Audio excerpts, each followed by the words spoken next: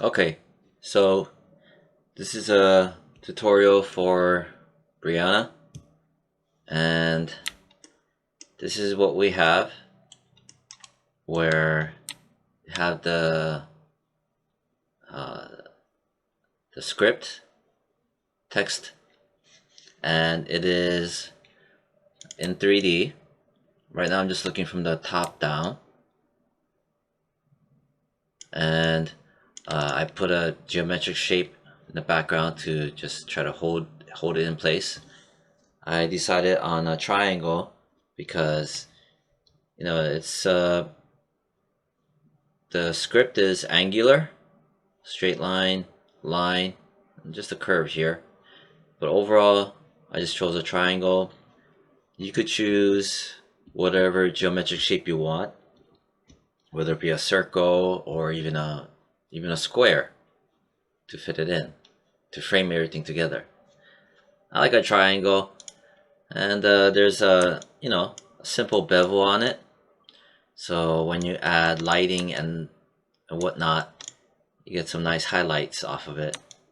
And this itself, it's a cube, and there's a twist to it, so you get some angles going on.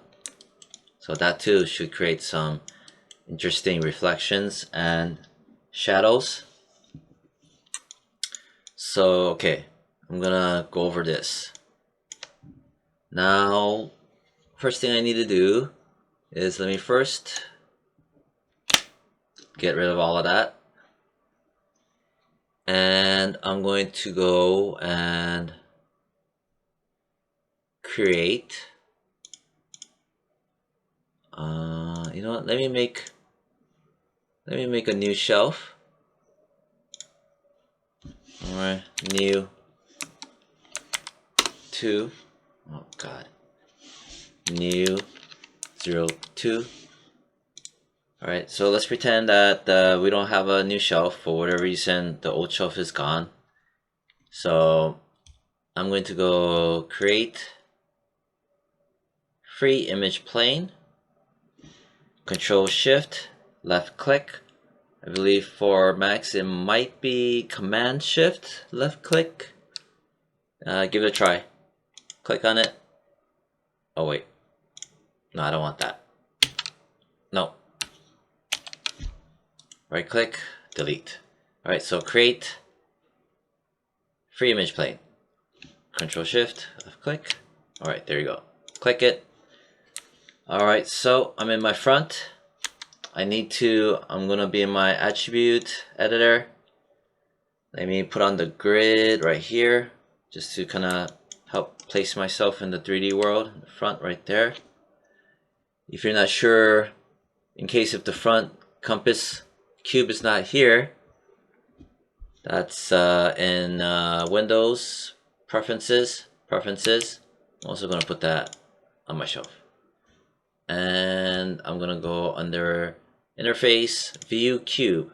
Just make sure this is clicked on. If you do not see it for whatever strange reason, sometimes Maya does these kind of things. So my image planes, why is there 2? So what is, whatever. Anyway, here's my free image plane. I don't know why I made extras. And I'm here, and I'm gonna click on the folder, and I put it in yeah, well, you put it where you want to put it, probably in your source images. I hit open, and here it is. This should be cut off though. It doesn't matter. Channel box. I'm gonna hit spacebar. I'm gonna pull this up a little bit more. I'm gonna work from the front view, and I'm gonna just pull it up right in the middle, right around here, like so. So just kind of eyeball it where this thing is right in the middle, midline. And then I'm gonna go into my display layers. Let me get rid of these old ones. Get rid of that. So it's fresh. I'm going to click on that, where it'll add it into the display layer. I'm going to name it underscore reference underscore. I'll have caps on, but alright, so save it. I'm going to press R to lock it in so I can't grab it. Now I'm going to hit spacebar, so I'm just in my front, and if for whatever reason you're not in your front camera, go to panels, orthographic, front.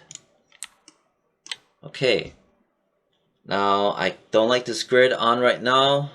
I'm gonna go over here right under panels, click that, hide it, and then now I need to create what we call a CV curve tool.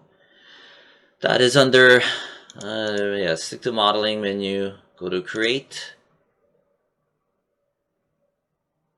your curve tools, CV curve tool. Let's just pop up the options menu, you just never know. Reset it. Okay, now it's on because there's a plus sign. Okay, so again, that's create curve tools, CV curve tool.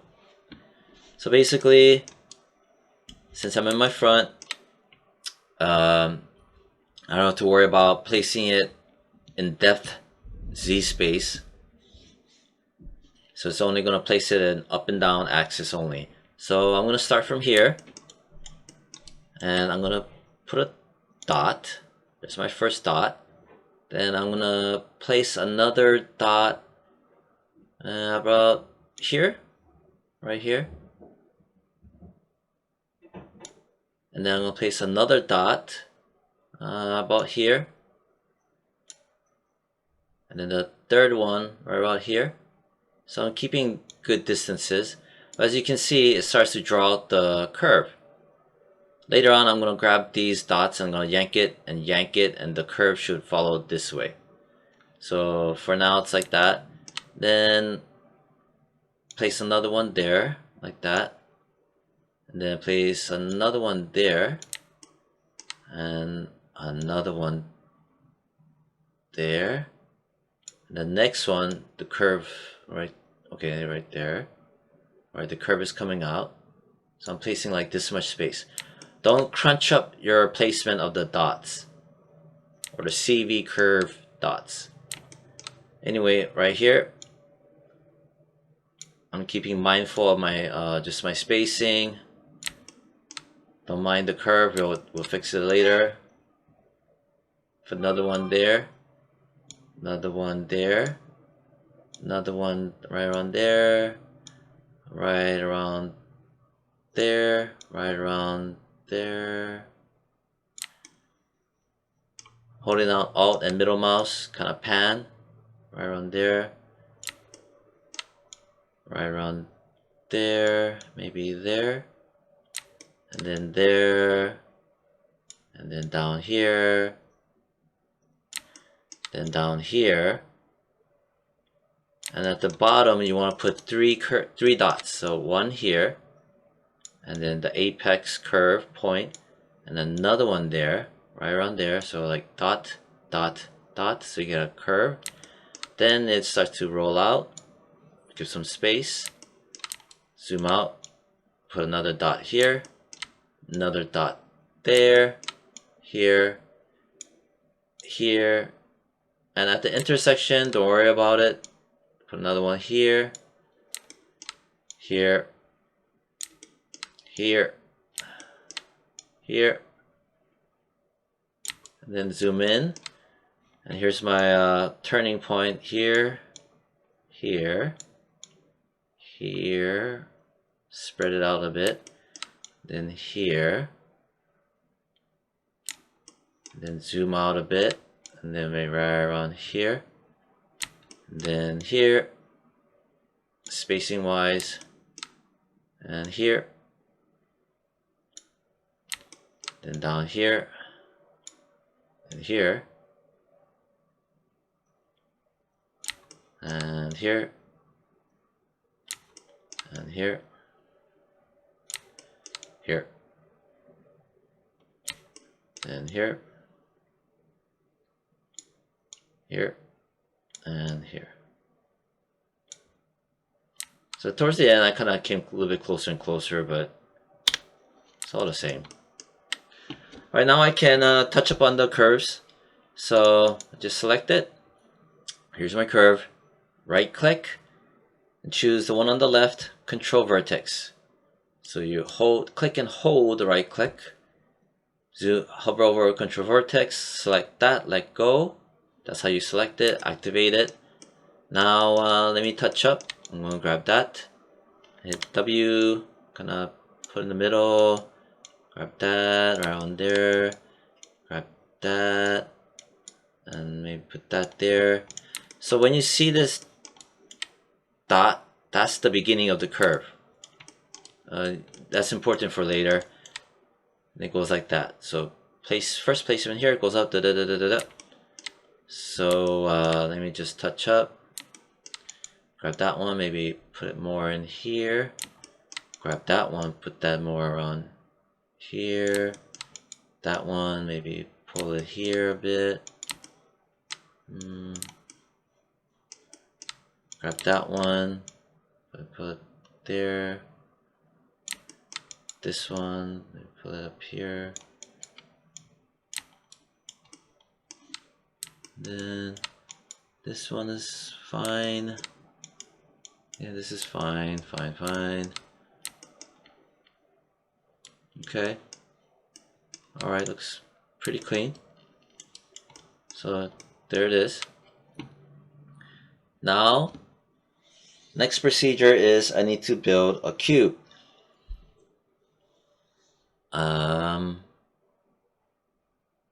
Either I could use a cube.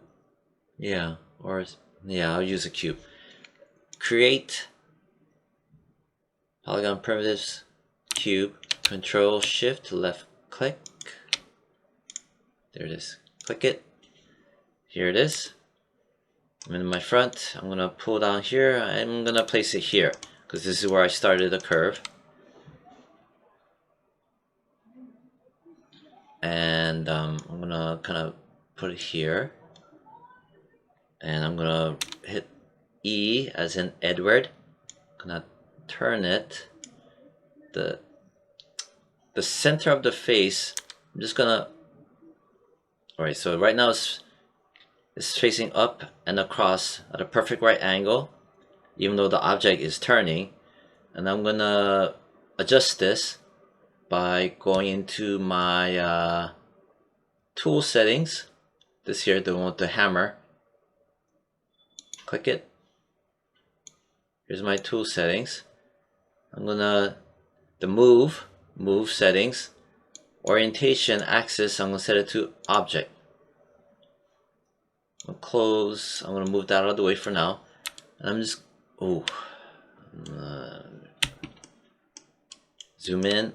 I'm gonna kind of place it like that. Kind of this midpoint right here where the green arrow's facing, that's like where the middle of the face is. On every face of a polygon, you don't see it, but there's a dot.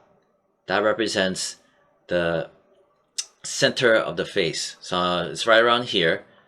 Anyway, I'm gonna rotate my cube, E as in Edward. I'm gonna kind of rotate, making sure only on this axis. I'm just gonna align it with your font, your hand drawn, and align it with this and this, and also the curve going this way. So kind of have the rough idea. Zoom in, make sure it kind of goes through, like that. Right. So like that. Maybe I'll hit E again, maybe turn it some more like this.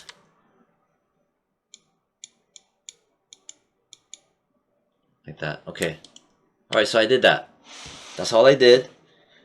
I didn't mess with the scale. Only thing I messed with was the rotation on the Z and the X and Y, which is up and down. but not the translate Z, which is going deep in space, back in space. I did not mess with that. So there's a cube, and I'm gonna go spacebar into my 3D world. I'm gonna zoom in on my cube. I'm gonna go right click, hold, hover over face, let go. Now I'm gonna click on that face. Then I'm gonna hold down shift and left click on my curve. Then I'm going to go shift, hold down shift, press and hold right click, extrude face. And it does this thing. Basically, this is the beginning, that's the end point, and it just went splat all the way across like that. And the way to resolve this, under divisions, I'm going to type in, say, 300. Boom. Okay, so right now this is a flat like this. And then I'm also looking into my channel box. Here are some options you can do. I'm going to hide the grid. And let's say options wise, I could go under twist. Maybe I could give it a twist. Maybe 30. Maybe 50. Maybe 100. You know, so you kind of guess and check. You want to be mindful when you have these things colliding. It's like an accordion. It's just colliding on each other. This part, you just gotta deal with that, work with that. You could try, yeah, I would just deal with it. I try experimenting and just pulling the curve out so it goes around, and it just doesn't look nice. Okay, so that's the twist, the channel box. You know, you could give it a twist, maybe, I don't know, 75. Got less of that crunching. Ooh, undo. What was that? So you got a little bit less of that, maybe 70. And then what else? Thickness. If I put it to 1. Oh no, never mind. Don't mess with the thickness. Taper. Okay, that's at 5. Let me put it back to 1, maybe 0.5. So taper kind of tapers it in. That kind of helps this part right here. This part, we can resolve this part. There's a way around it. And then, alright, so what else? Divisions, that's important. You need the division so you get all the division lines to make it curve smoothly. Thickness, don't mess with that. Let's go into the attribute editor. Alright, so we're gonna mess with the attribute editor. For the polygon, because it's a polygon, here's the extrude face command we just did. And the neat thing we should mess with is the taper curve, this one. I'm gonna click on that. That pops it out. So the neat thing about this is, I'll get this out of my way, is if you look carefully, I'm in the front.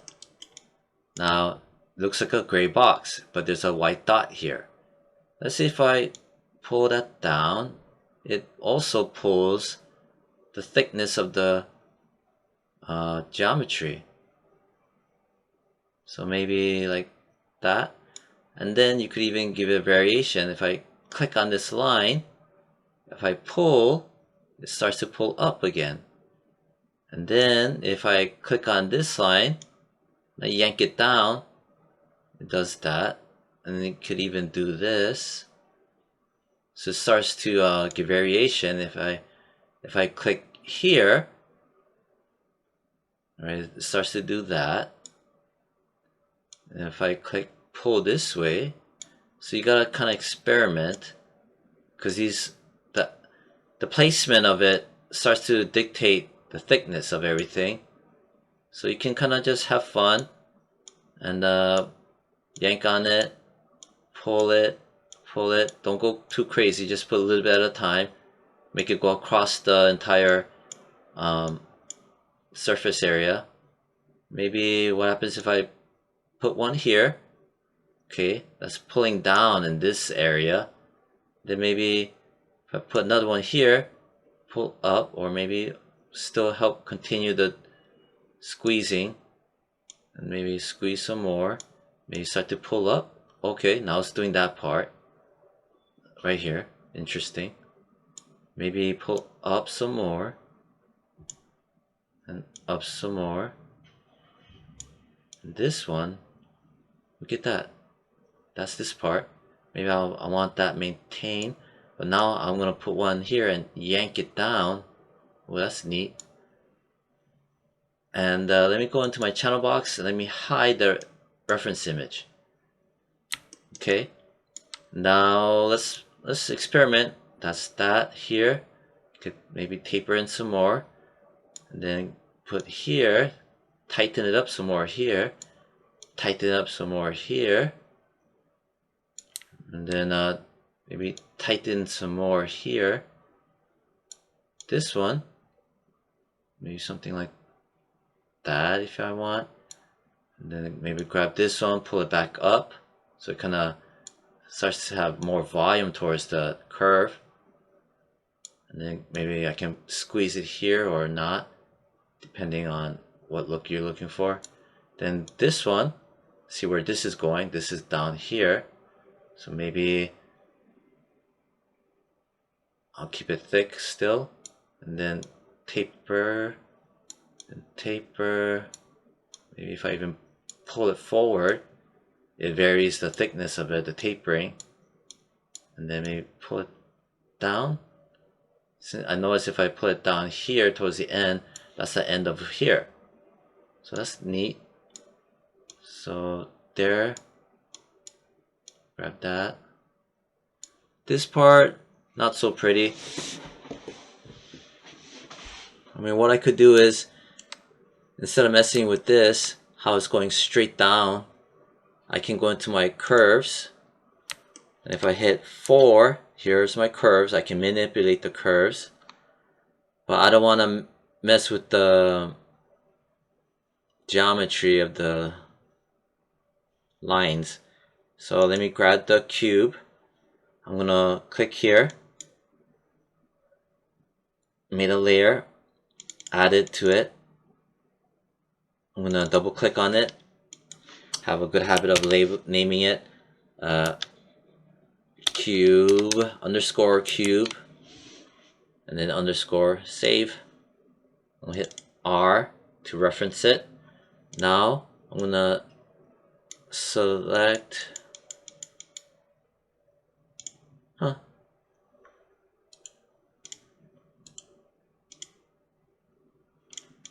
Why can't I select my curve?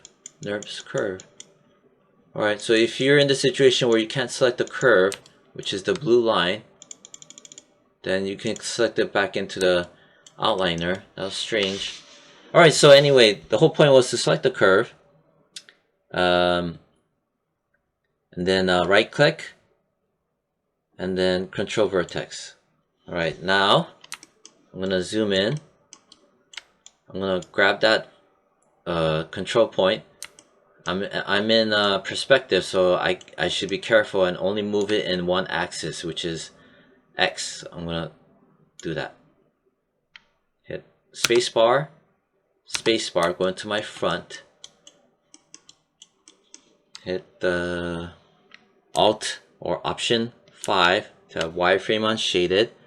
So I'm gonna try to mess around with the curvature, and then try to fix this up. Hit 4, grab that one. Maybe gently tug on it. The NURBS curves are very fickle, so you have to do very little pull at a time, because it's kind of I don't know how to explain, but it's wobbly the way it looks. So the less you pull and you do it gently or carefully, slowly, you can slowly manipulate the curvature. See, like maybe some of that. Be careful not to grab the overlapping. This is the one, right? And then maybe pull up a bit, and then maybe pull this way. See how it manipulates the geometry. Maybe pull. I'm trying to get that nice curve right here. Hit 4, 5 to kind of go back into shaded. 4, maybe grab that, pull over here.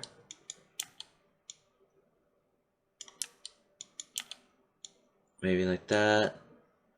Maybe pull up or down. Maybe pull down. Maybe pull up. So you can, you know, pull up or down or left or right.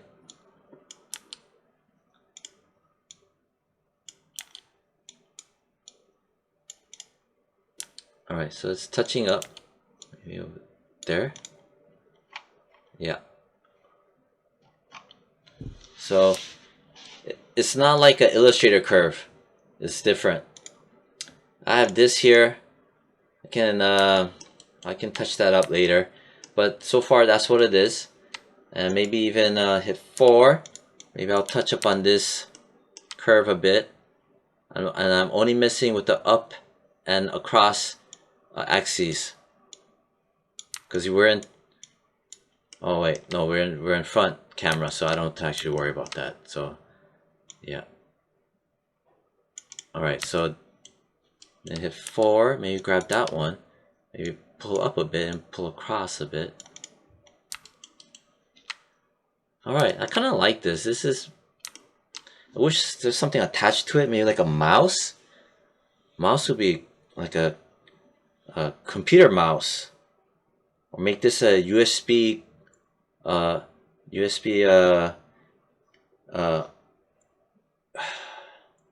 insert, USB insert, and then attach a mouse over here. That would be neat. Yeah. Anyway, zooming in, hit 4, maybe grab that, maybe pull that out a bit. 4, 5, pull that, pull that. Alright, that looks like it works. And then, like I said, you can grab the cube, go into the attribute editor, and wait, anyhow, this is the curve for it. So maybe, for example, let's go back and mess with this, see what this manipulates. That's back there. On that right here, see I'm moving it. Maybe you can make it fatter or skinnier, depending whatever look you're looking for. You just gotta be patient with it. This one right there, and this one, depending on left or right placement, and up and down. Alright, that's a nice transition. This one, ooh yeah, let's tighten this up. Nice. This one, okay.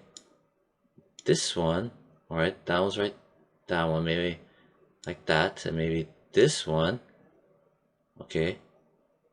It's getting tapered in more. This one, more. This one. Oh, that one's up there. And maybe this one. Yeah. Ooh.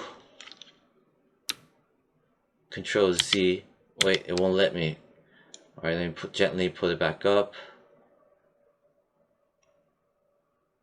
Like that. Let me grab this one. That one's that one. And then this one.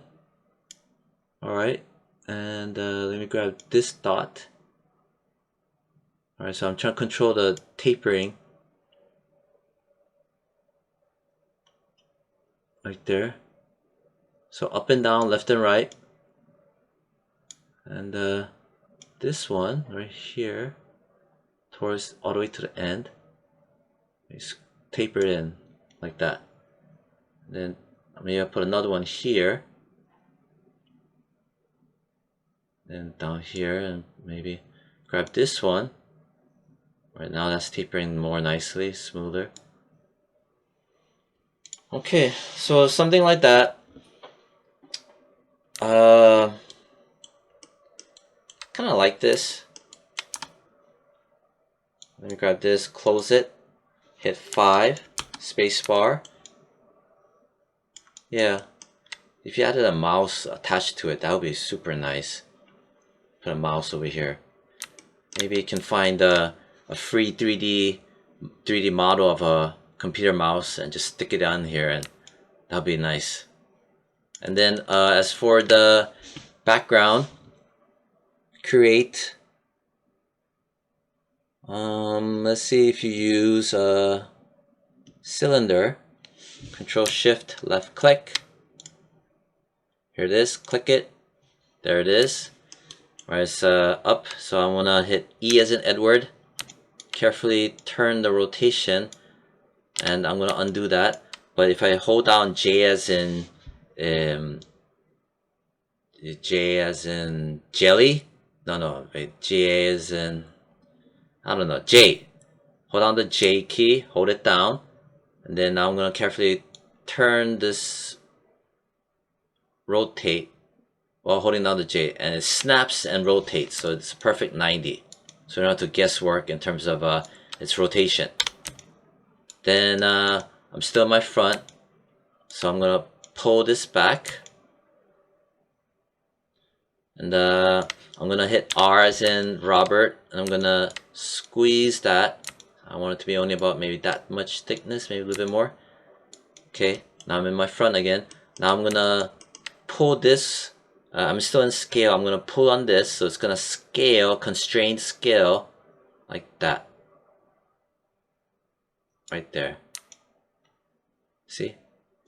Then I'm gonna go into my channel box, polycylinder, the inputs. I need more resolution because it's really faceted and just ugly. So you could do something like that. Still kind of faceted. So you could put, I don't know, 50.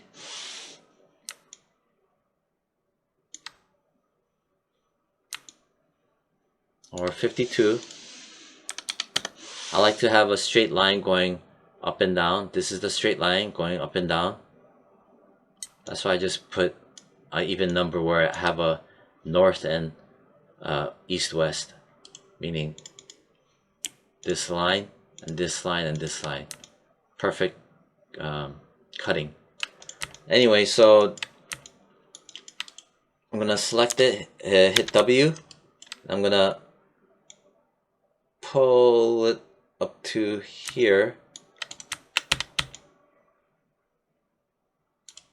I'm gonna select it, right click, edges, edge mode, double click, hold on shift, double click on that edge.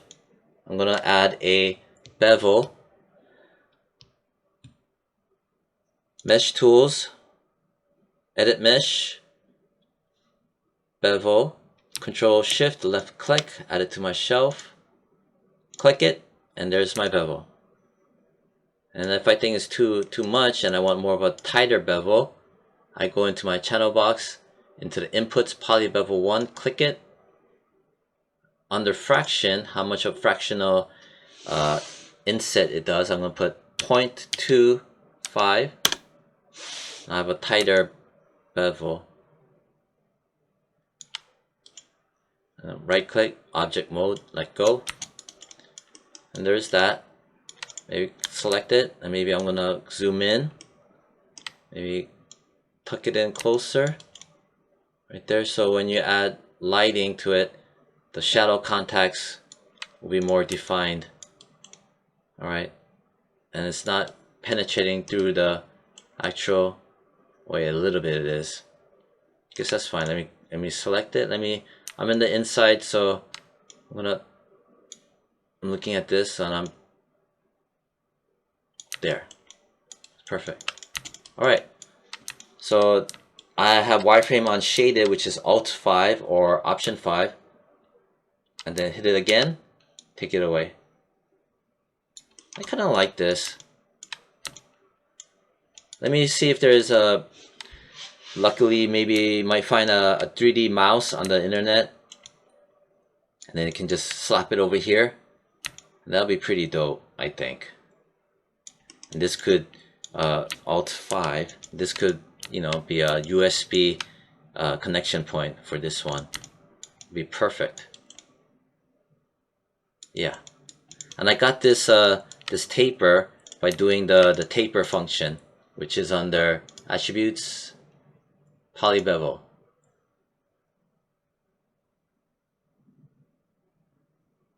Where is it? Oh no. The cube. I'll grab the cube. Cube, poly extrude. Because we extruded off of the NURBS curve. So this taper effect is from this here. So if I put, say, 0.4, oh wait, it's still doing it. Alright, undo that. Anyway, if you don't like this, we could delete the history and then delete this part and seal it. But I kind of like it. I don't know why. So that's pretty much it. And then in class, after you're done modeling this, you could add shaders, Arnold shaders, give it a soft, diffused reflection, glossiness, and add a HDRI dome, maybe a rim light. Yeah, and then add colors and it'll be nice. There's not much that can be animated, but overall it's okay. Alright, so that's the end of this tutorial, and so you can use this during class time to help guide you. Alright, bye bye.